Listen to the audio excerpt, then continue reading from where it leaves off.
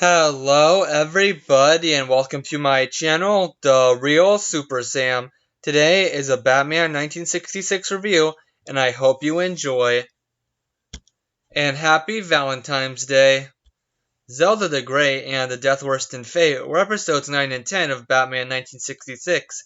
This introduced the world to a new supervillain. These episodes first aired February 9 and 10, 1966, around Valentine's Day. In the episode, it is April Fool's, and a robbery of $100,000 always takes place. We start by seeing the culprit strike and escape with the loot. After 2 years of this happening, the cops call on Batman.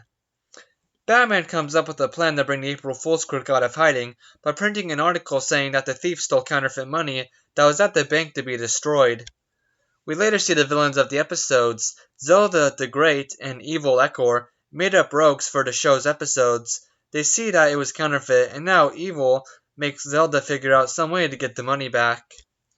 Zelda decides to kidnap Aunt Harriet and hold her for $100,000 ransom. Now Batman and Robin must solve the mystery of who the April Fool's bandit is and save Aunt Harriet. This episode definitely is one of the show's most campy, and I love it for that. I mean, really love it. Usually I watch these episodes as seriously as Batman, but this one I just didn't. It was so fun and exciting and made me laugh. The story was top-notch, especially introducing a new supervillain into Batman mythos. Academy Award-winning Anne Baxter plays Zelda. This is the show's first original made-up villain, but not one I think about a lot, but it's one of my favorites.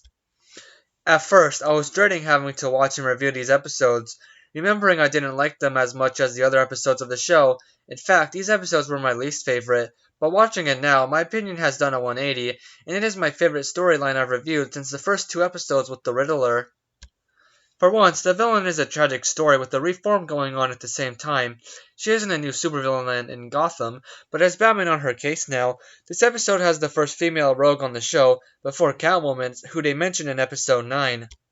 She is reluctant to kill and even saves Batman and Robin's life at the end.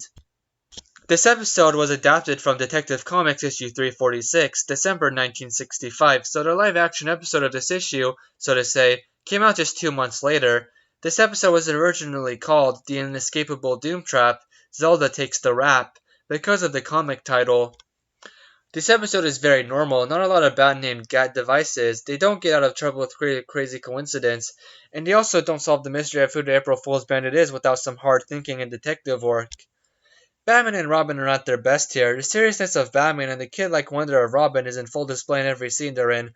Robin especially. He says stuff like, "Aw, come on you crook, you can't be all bad."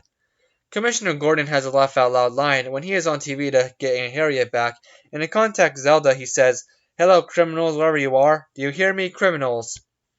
There are funny moments in the episode where they bring up the fact that the criminal is a woman and Robin is in disbelief, and there's something about the way Adam West gives his line about there being a new super criminal in Gotham that gets me to smile every time.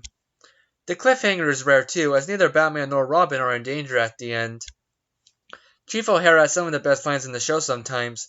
Here, he comes up with the hypothesis that the April Fool's robber does it to pay their income taxes, and Batman gets stern for once saying, "A loyal taxpayer stooping to criminal methods?" To make it funnier, Commissioner Gordon agrees with O'Hara, then after Batman disagrees, Commissioner Gordon tells O'Hara it was a ridiculous idea. There's an iconic scene in the show that happens in episode 9, when Robin says, "Underneath these masks we're just ordinary people, but really how ordinary is a guy who dresses up as a bat in his free time?"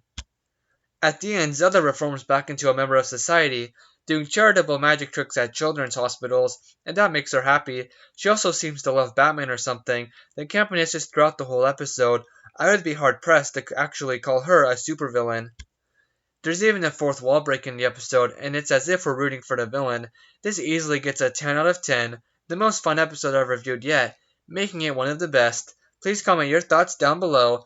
Bye guys, and have a good day.